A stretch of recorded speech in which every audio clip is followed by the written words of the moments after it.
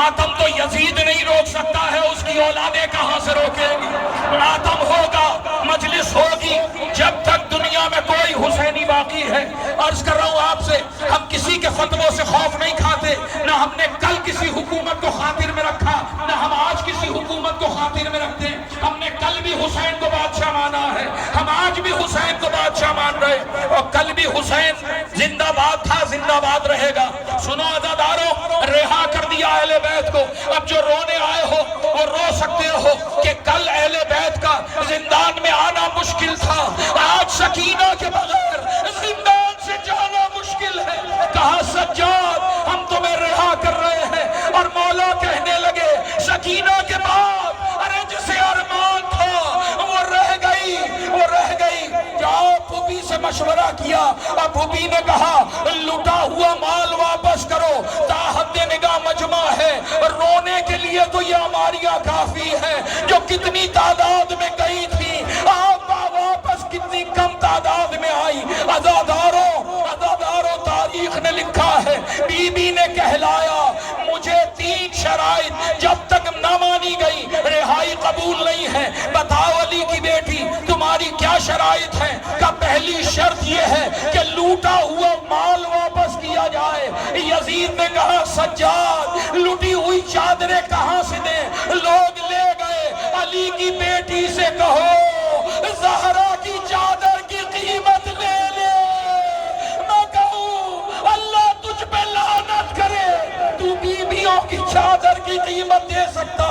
عزاداروں پہلا مطالبہ ہے چادریں واپس کرو، لوٹا ہوا مال واپس کرو۔ جانتی تھی علی کی بیٹی یزید کے چیلے 1400 برس بعد امام سر پہ رکھ کے کہیں گے یزید کا کوئی جرم نہیں تھا، علی کی بیٹی چوری کا مال برآمد کر کے بتائے گی یہی اصل قاتل ہے، یہی اصل مجرم ہے۔ مال برآمد کروایا اور پھر حکم دیا دوسرا مطالبہ یہ ہے گھر خالی کرو، ہمیں ماتم کرنا ہے۔ گھر خالی ہوا۔ تیسرا معاملہ یہ ہے کہ ہم کربلا سے ہو کے مدینہ جائیں گے، پہلے بھائی پھر نانا سے ملیں گے۔ عزاداروں رہائی ہو گئی، گھر خالی ہوا۔ اہل محمد کسی کا احسان نہیں بھولتے۔ کہہ رہی تھی علی کی بیٹی اس قافلے میں بشیر ساتھ جائے گا۔ کیوں جائے گا ساتھ؟ یہ ماشکی کا کام کرتا تھا۔ 15 اذانیں علی کی بیٹی نے بازار میں سنی، یہ پانی چھڑکتے چھڑکتے قریب آیا، ہاتھوں کو جوڑ کے سر جھکا کے کہنے لگا علی کی بیٹی عباس کے ساتھ مر جاتی، شام نہ آتی، شام نہ آتی۔ یہ تیرے قابل نہیں تھا، مگر گھر خالی ہوا، بشیر ساتھ چلے گا۔ عزاداروں یہ مجلس یہ شبیہ ہے، اور میں نے اکثر کہا وہ اصل مجلس ہو رہی ہے۔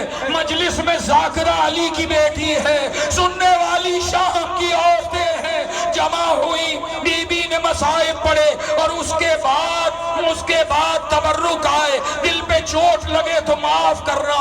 پہلا تبرک 6 مہینے والے کا سر تھا۔ اے ربا تیرا علی اصغر آ گیا، چوما ماں کو سر دیا، ماتم ہوا، تمہارے ہاتھ کھلے ہیں، تم ماتم کر سکتے ہو۔ یہ چپ تعزیہ تو اس لیے ہے کہ 12ویں امام کو رونے نہیں دیا بابا کو، تمہارے ہاتھ کھلے ہیں۔ عزاداروں ایک اور سر آیا، بڑی حسرت سے دیکھا علی کی بیٹی نے، یہ کس کا سر ہے؟ یہ اکبر کا سر ہے، لے لو تیرا اکبر۔ ایک اور سر آیا، یہ کس کا سر ہے؟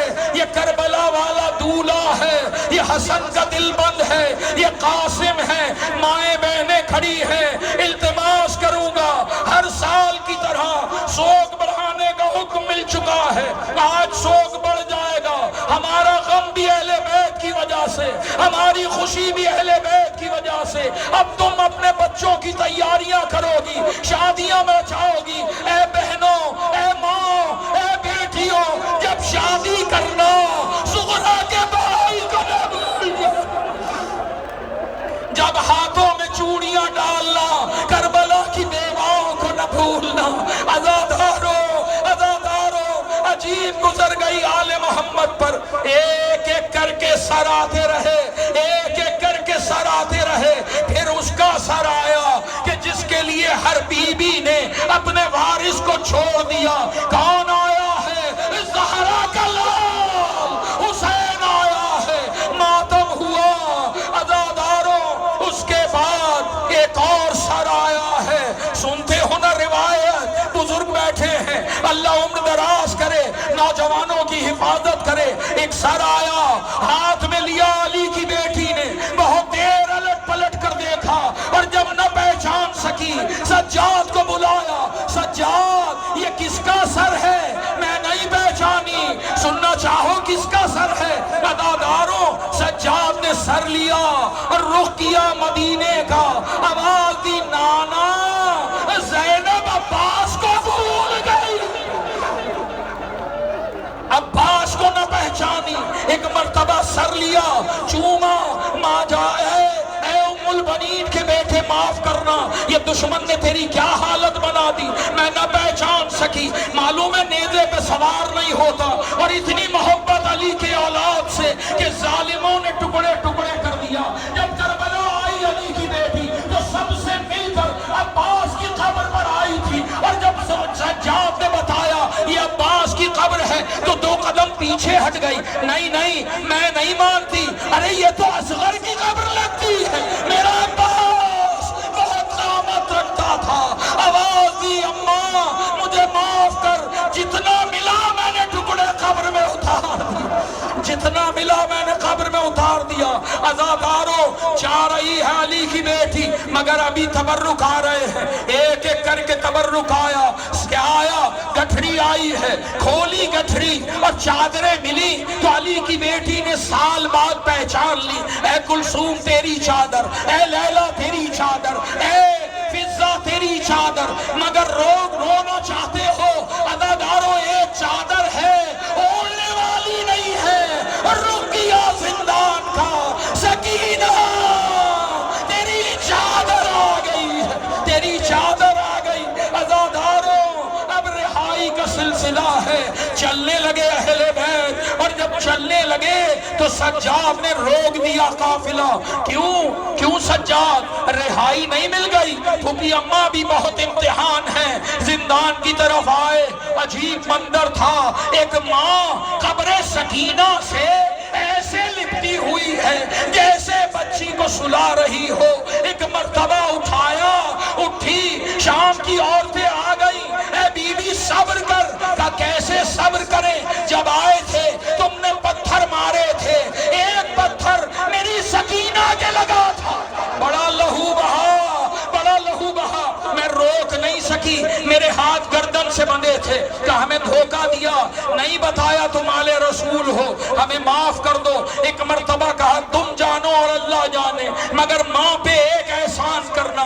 بی بی کیسا احسان؟ جب اپنے گھر میں بچوں سے فارغ ہو جانا، ایک چراغ میری سکینہ کے مزار پر، بڑا ڈرتی ہے اندھیرے سے، یہاں سے کربلا آئے اور کربلا سے مدینہ آ رہا ہے۔ ایک مرتبہ نگاہ پڑی، پوچھا سجاد یہ کون سا شہر ہے؟ آواز دی اماں تیرے نانا کا مدینہ۔ ایک مرتبہ ام کلثوم نے نوحہ پڑھا، یا جدنا مدینہ لا تقبلینا، اے نانا کے روزمند شہر ہمیں قبول نہ کرنا۔ ہم عباس لے گئے تھے چھوڑ آئے، سکینہ لے گئے تھے چھوڑ آئے۔ عزاداروں، داخل ہو گئی علی کی بیٹی، علی کی بیٹی شہر میں پرسہ لے رہی ہے سب سے۔ معلوم ہے گزر گئے سال، اور جب کئی برس تک اپنے گھر نہ آئی تو سنو، ایک مرتبہ بلایا۔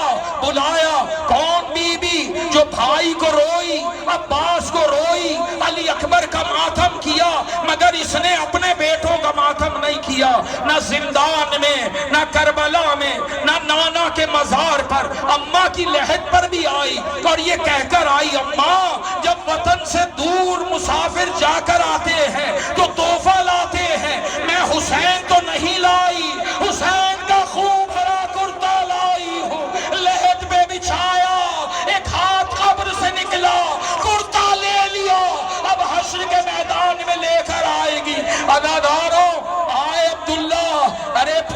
کہو سجاد بہت دن گزر گئے، گھر نہیں آئی، گھر نہیں آئی۔ جملہ سنو، قافلہ آگے بڑھانا۔ ایک مرتبہ چلی، گھر میں داخل ہوئی، بچیاں قرآن پڑھ رہی تھی، کہنے لگی بہت اچھا قرآن پڑھتی ہو، کہنے لگی ہاں ہمیں زینب نے قرآن سکھایا ہے۔ ایک مرتبہ جب ماں کو نہ پہچانا تو دہلیز پر آ کر بیٹھ گئی۔ عبداللہ داخل ہوئے اور بچیوں سے کہنے لگے میں نے نہیں کہا تھا کوئی مانگنے والا آئے تو اسے جلدی فارغ کیا کرو۔ کھڑی ہوئی کہنے لگی تیرے بچے کھو آئی اس لیے ایسا کہہ رہے ہو۔ ایک مرتبہ کہا علی کی بیٹی یہ کیا حالت بنائی، عبداللہ نہ پہچان سکے۔ ایک مرتبہ چلی آہستہ آہستہ ان حجروں کی طرف جہاں آن و محمد سوتے تھے، ارے بستر دیکھے، طاق میں کھلونے دیکھے، ماں گر گئی، ہونٹ ہل رہے تھے، آواز آ رہی تھی ہائے ہائے محمد۔ ارے ماں تمہارا ماتم نہ کر سکی، لعنت اللہ۔ ابھی آپ کے سامنے جناب خطیب عالم عمران سید وسیم حیدر زیدی صاحب خطاب فرما رہے تھے۔ بڑھے چلیے بڑے ادب اور قاعدے سے، سواری ہے یہ دین کے بادشاہ کی کہ جس کی شمر نے گردن جدا کی۔ اسی کے ساتھ میں جناب سید علی بخش شاہ جہانیہ عرف علی جان سے ملتمس ہوں وہ تشریف لائیں اور سلام پیش کروائیں۔ سید علی بخش شاہ جہانیہ